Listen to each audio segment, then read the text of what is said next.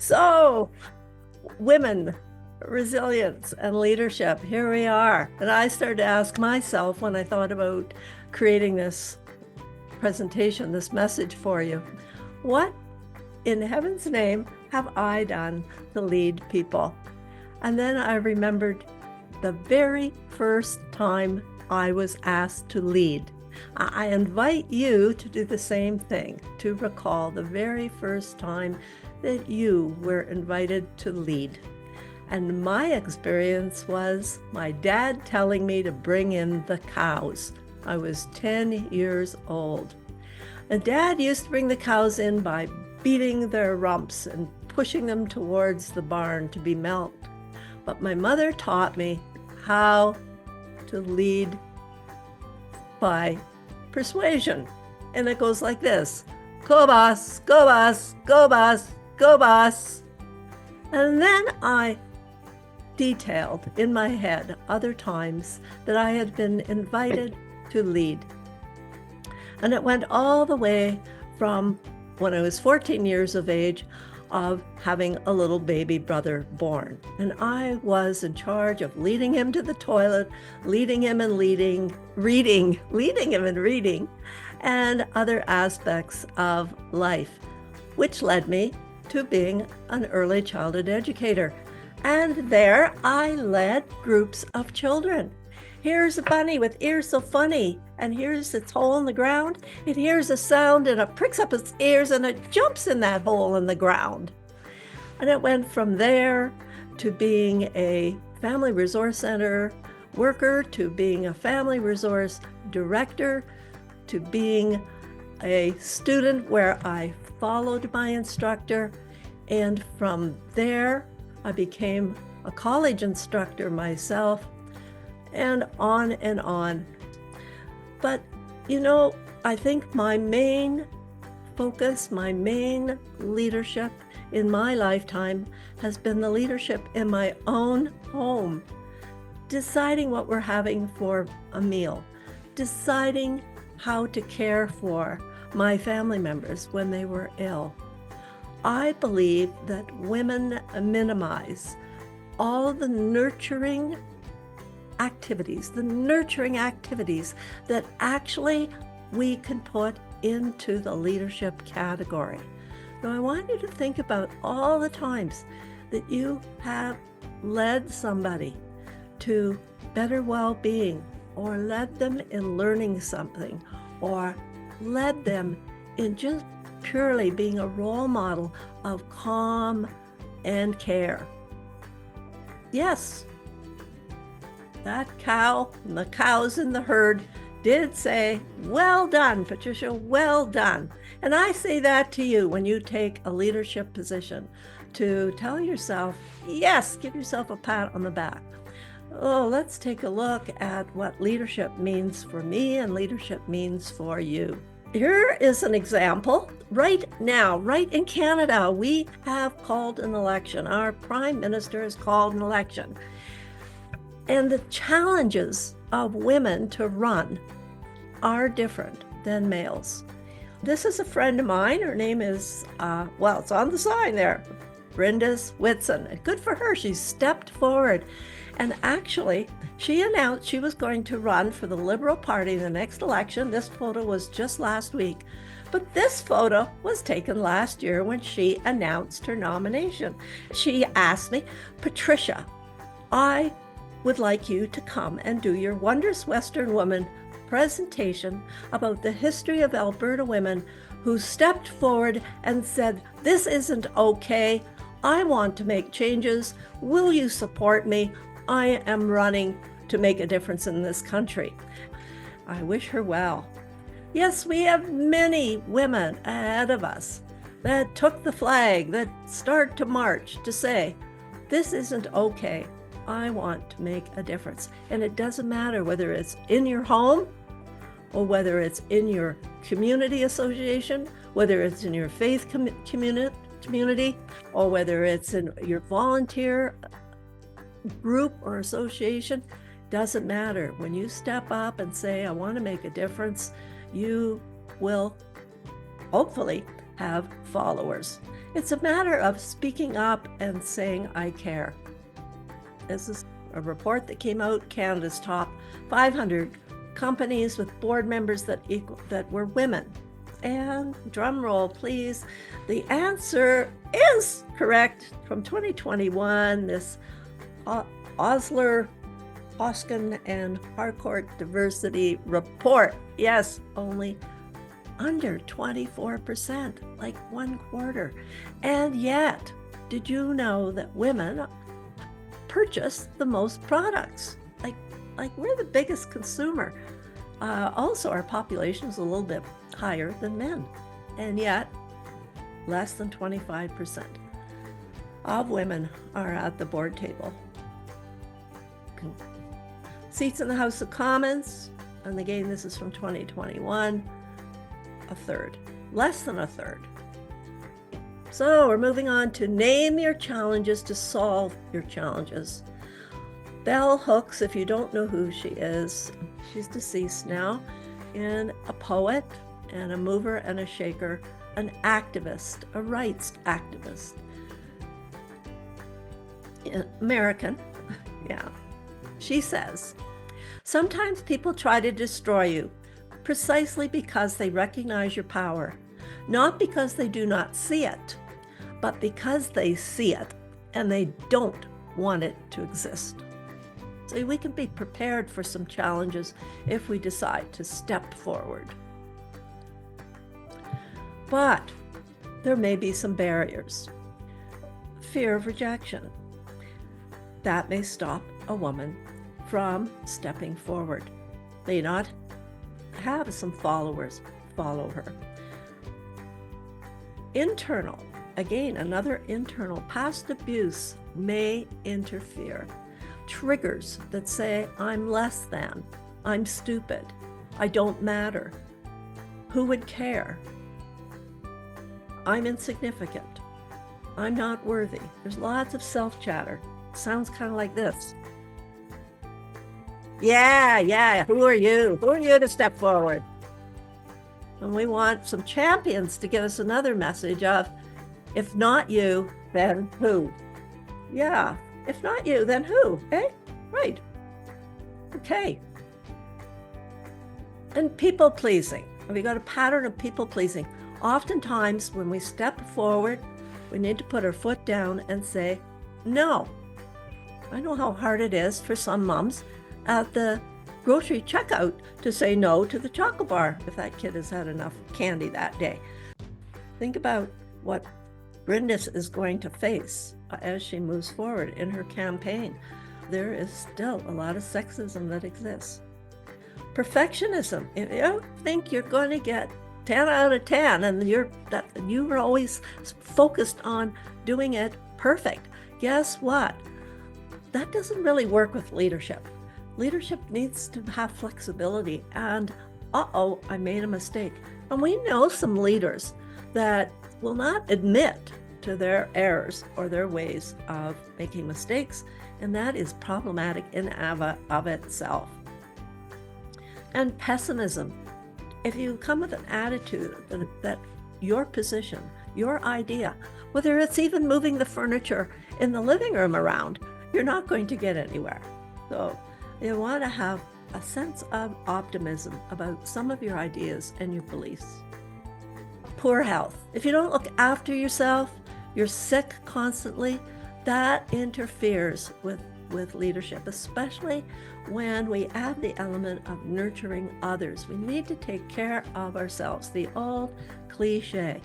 Now, I love the philosopher Hill's quotation, if I'm not for me, who will be? Now, of course, the second part of that quotation is, if I'm only for me, what is the point? And leaders want that second piece. If I'm only for me, what is the point? What is the purpose of my life? Purpose of my life often has to do with taking care of and inspiring others, which we'll get there. Another piece around barriers is self-doubt. And we're right back to that self-talk. Yes, haven't you learned yet? Yes, you're quite capable. Now we'll explore external. It's very easy to blame our leaders. for everything going wrong. And sometimes that's accurate. And other times it's just very convenient to say that the leader is, as the leader of a family, kids can often say, I hate you, Mom, you made me. Well, yeah, I did. When our politicians put in taxes, people blame them for the taxes. Yes, they did, because they wanted to make sure the sewers and the roads were looked after and the educational system had some money. When we stick our thumb up, we're more vulnerable. But being criticized, somebody already mentioned that, criticized or misunderstood.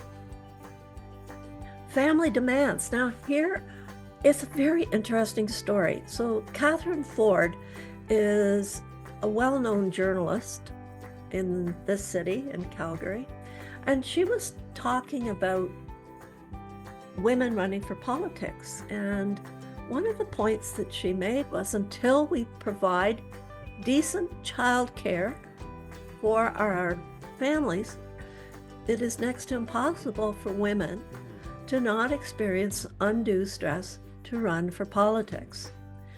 If we're in a relationship or we paired up with somebody who takes on and is willing to take on more responsibility, if we're taking on more responsibility in the leadership role. And we can be ignored and unsupported by family and friends. That may happen. Then do we look for different family? I have a number of people that call me either speaker mommy or Canadian mom or just plain substitute mom, because their own family, we're not in sync with them. And also friends can be made. Friends for a reason, friends for a season, friends for a lifetime. Another external factor may be lack of acknowledgement and appreciation, so a team to root you on.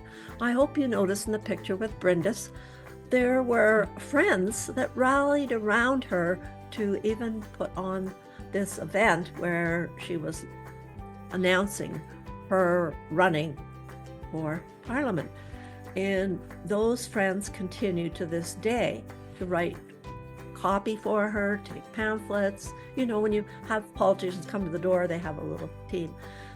I make sure that I have some people in my life that give me acknowledgement, appreciation. Lack of control. You've got lack of control of other people and the world in many, many, many aspects. And last but not least on my list is sexism and racism.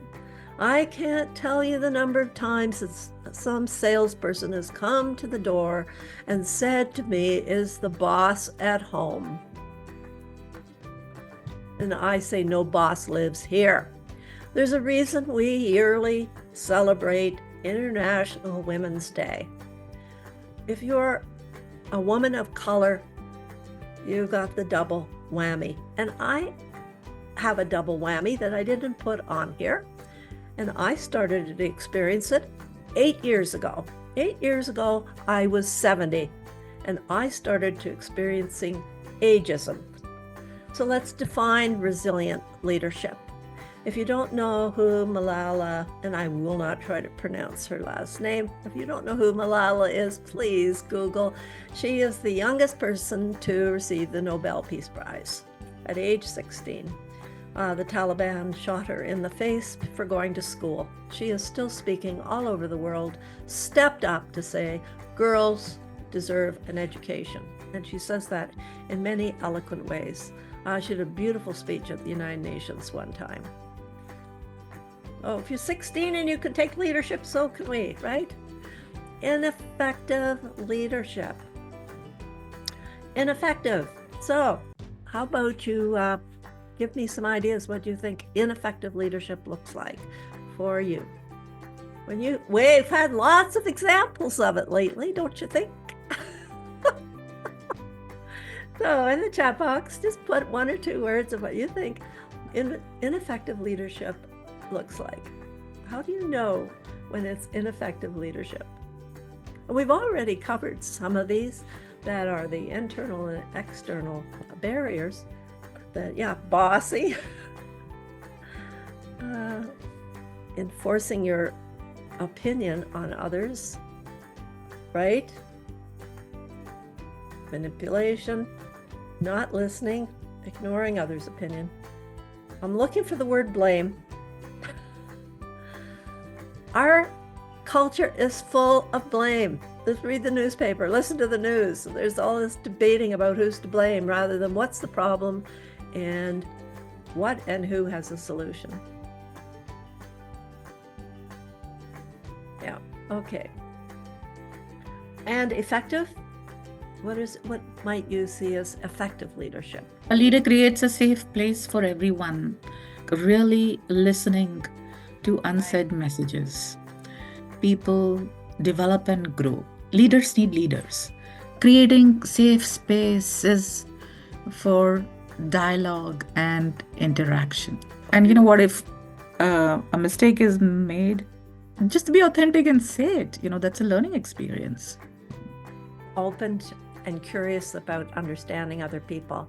These are beautiful, by the way. Accountability, transparency, open to hear, motivating and inspiring others, responsibility. People feel heard and understood, and seeing results. Beautiful.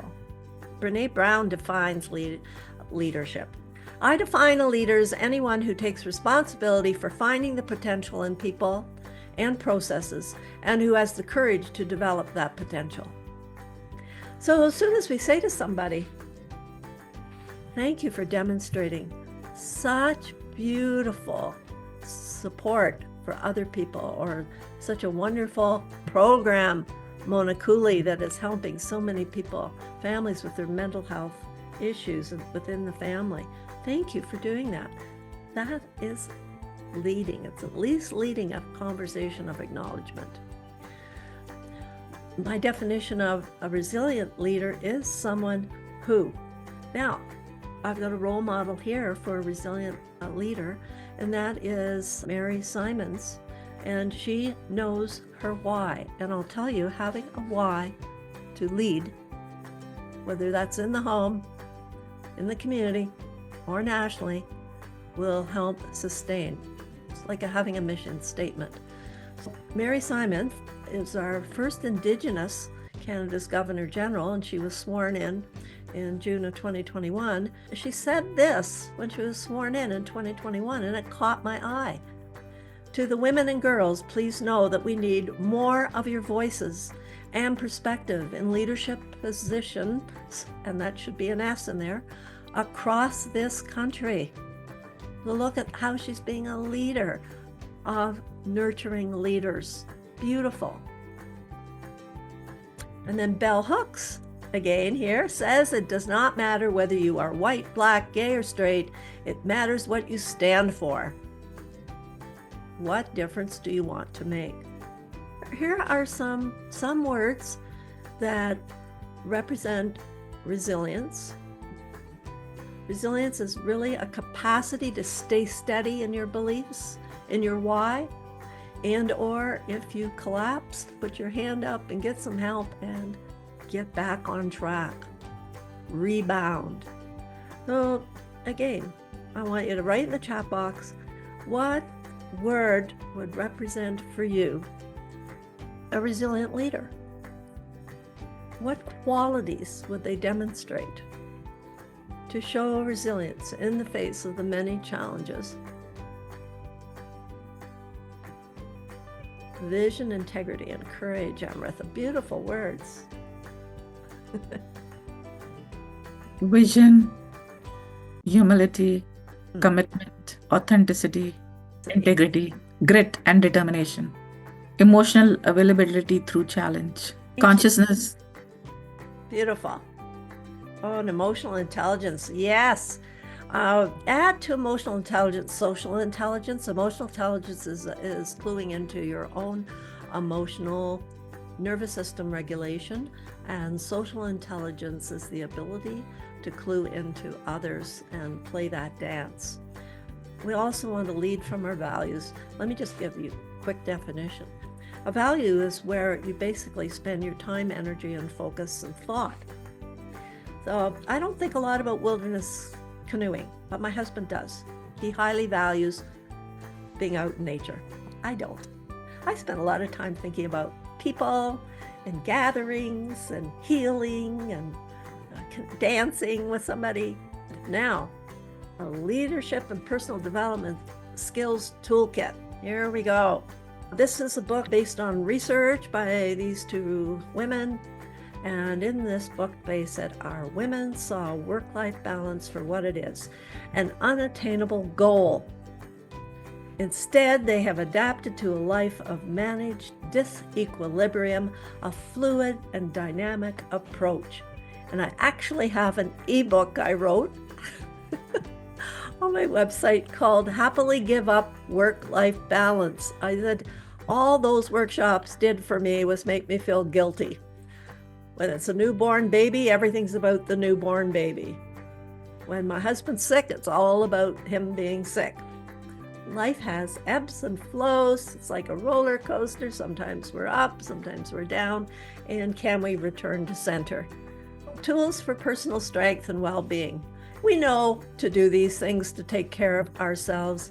It's just getting ourselves back on track to do them. So eat sensibly, sleep and rest. Minimum recommended is 7 hours. And if you have to wear a CPAP machine, well, wear it. If you've got sleep apnea, that's what is. Exercise. This is my one weakness, this one. I do well to go for a 15, 20-minute walk with my hubby. Practice self-kindness. Caring for yourself. You're going to make mistakes. You're going to fall sometimes. And just being kind to yourself. The spirit in me honors the spirit in you.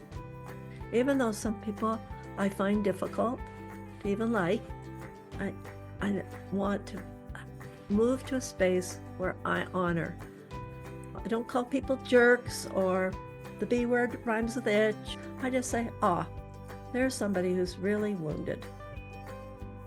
Kind of helps me with that habit of recognizing we're in this humanity together. Be mindful, and that means take time to slow down, give thought. A leader that's going to have followers needs to create that space. As Viktor Frankl said, the space between stimulus and response determines a lot. Well, he says it much more eloquently than me about that space between stimulus, what happens outside of us, and the response. Build your support circle. We as human beings evolved this prefrontal cortex to feel safe in connection with other people. That's why it's so painful when we get disconnected. Terry Lynn Paul, she is an Indigenous trainer of Indigenous women in community leadership programs through the Coady International Institute. And I've been very honored to work with Carrie Lynn to develop a couple of those programs. And she says leadership is also about supporting and encouraging the work of others and creating more leaders. Very, very similar to Mary Simon's message, that in the Indigenous culture, that you are a leader if you're supporting leaders, which is very exciting and nurturing. This whole piece around having a sense of support is have role models. I do not know personally these women, and they provide a role model for me of functioning in the world, in addition to my mother and my grandmother. So we have Brene Brown, the vulnerability researcher and speaker. We have Bette Midler, who inspires my sense of fun and silliness. We have Maya Angelou, who it's so sad when she died, who inspires a sense of wisdom, woman's wisdom. And Gloria Steinem, who says, feminism isn't dead, darn it. Oh my goodness. And mentors. Mentors are a little different. Mentors you touch. Mentors speak to you. Mentors actually give you incredible support. They're there for you. The woman in the pink coat. Her name is Gwendolyn Jansma. She died about 5 years ago, and she was my mentor for 15 years. She was a PhD psychologist and a shaman. And the first time I ever met her, she asked me, "And what's your name, dear?" And I said, "My name's Pat Morgan." And she looked at me with big eyes and said, "What? Such a short name for such a magnificent woman? Isn't your name Patricia?" And I went, "Oh, I am a grown-up now. I don't have to listen to Patricia, get your behind down here. Yes, I'm a grown-up and my name is Patricia." So, changed my life, living in the fullness of my name. And there were other incidents with her that helped me grow and mature. And Patricia Fripp, I was fripperized. She calls it fripperizing. She always asks how I'm doing and how my daughter's doing. And I have spent several days with her, and she is in some circles, a very well-known professional speaker. The first woman president of the National Speakers Association in the United States with over 4,000 members. So find your mentors who can hold your hand and support you, and have a circle or a community. If the circle or community you are in now, you don't have a sense of belonging, it's because there's another circle or community waiting for you, absolutely waiting for you. You will walk in and you might even cry. I remember the first time I found my faith community, and they started singing and people started kind of glancing at me, and I burst into tears, and it felt like I had come home. Know your strengths. This can give you a backbone like you wouldn't believe.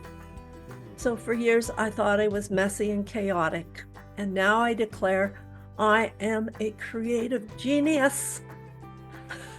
At least I have the gift of creativity. Hope it shows up in my slide decks. I love playing around and being creative and exploring.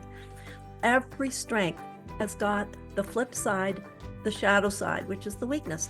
So yes, sometimes our home and my space gets a bit chaotic and crazy. This is one way of thinking about when people name call you or describe you in some negative way, that you talk about what is a strength. My other one is helpfulness. I have a strong ability to help others. I love it. I'm in the zone. It doesn't wear me out. It energizes me. But what do my children say to me? "Back off, Mom. You're smothering me." So helpfulness becomes smothering.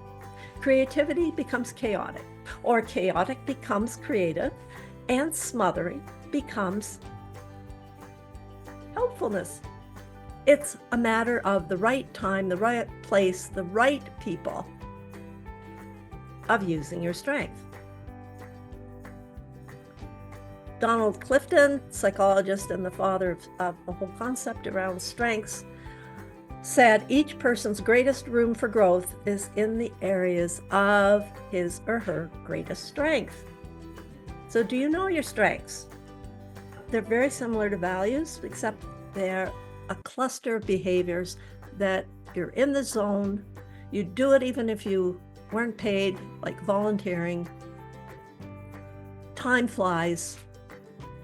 If you Google VIA, capital V, capital I, capital A, signature strengths.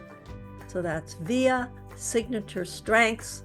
It was a 10-year study developed by Dr. Martin Seligman, the founder of positive psychology. You take it, it's free, and your top 5 strengths come up describing them. And it's very, very affirming. Those are my top 2 that came up, for helpfulness and creativity. Very affirming, okay?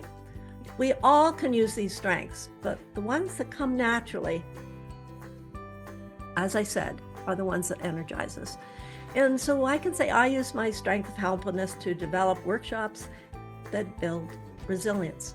I just want you to declare, I demonstrate. Doesn't mean that other people can't do it. You can declare your strengths. It does not have to come from some book or some inventory. All right, another little quiz, and then we'll be rounding up. So this is another study, women's leadership study. What percentage of women in this study said they needed more support to build their confidence? Drum roll, you are right. Isn't this astounding? This is what women need. Women used to gather around to quilt. Women used to gather around the stove to cook for the thrashers.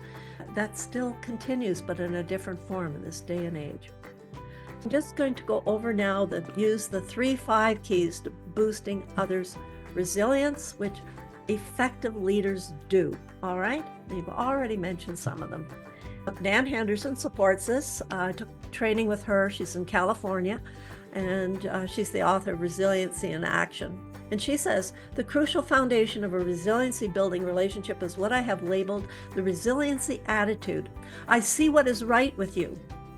This is what a leader does. I see what is right with you. Your strengths are more powerful than your problems, and we will work together to find a way for your success. So role model standing up and saying, I agree, or I disagree, or that doesn't work for me. And when I hear people gossip, I can say, that's not my experience. I had a different experience. That is being a leader. I'm leading in another direction. Create emotional safety. We've already mentioned that. And the exquisiteness and power of listening. Be curious with deepening questions. Tell me more is so easy to say. Or say more. Tell me more. I'm curious. Acknowledge, appreciate, and celebrate. Say thank you as often as you can. Thank you for demonstrating your organization skills. Be proactive. If you're wondering about someone, approach them. How can I support you? Or simply ask, hi, what's going on for you? I'm curious. So let's just take a look at the questions that were sent to me. How can one identify women leaders without a formal leadership position? I think we've done a good job of that. How can you work with a micromanager in a leadership position? I gave it some thought, and I have 7 answers to this, how to manage. And one is to show empathy, that person is probably concerned about controlling, perfectionism. So if you've got a manager, I'm going to say manager, I'm not going to say leader. If you have a manager who's feeling insecure, who's feeling believes that everything needs to be perfect, and has a need to be in control, then having some empathy can go a long way. Oh, so it's really important to you to have everything perfect. It has to be done very subtly and very authentically, but that can be somewhat helpful to bring awareness. And you can also be very proactive and say, oh, I'm just wondering whether this was done exactly as you asked for, so that you go and you don't wait for the micromanagement, but you invite it. And it has you feeling a little bit like you're in control. Having some boundaries around what's going on and just saying, let me get clear here. You want it when? Well, I'm going to have to decide whether I do this or that. Which job do you want done? Because I only have an hour left.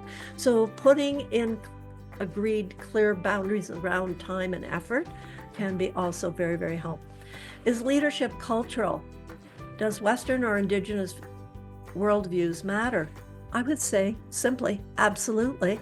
If you value your culture, if you value your Indigenous language, then that's where you're going to put your time, effort, and you're going to speak up. So absolutely. I refer back to Carrie Lynn, who's doing women leadership.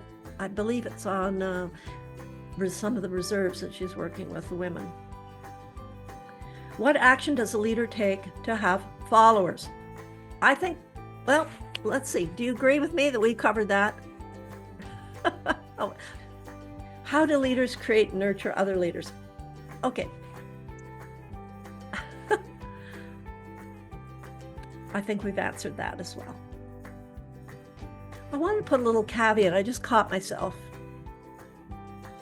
Women tend to minimize their personal power by saying, I think. And I just did it. I think we covered that. if I was to redo that, I would say, I covered that. Period. We put, I think, maybe, I think. Well, do you think it or don't you think it? Or do you believe it? Well, so, all right. Bottom line, become the leader you want to be. We've explored all kinds of aspects. It's you to decide your why. It's you to decide your values. It's you to decide the strengths you have to give. And it's up to you whether you step up and speak up, whether that's in the kitchen, in the home, the community, or the country. And a bonus, I gleaned highlights from 18 leadership books, and I put it in a document. If you would like this document, you merely email me. There's my email.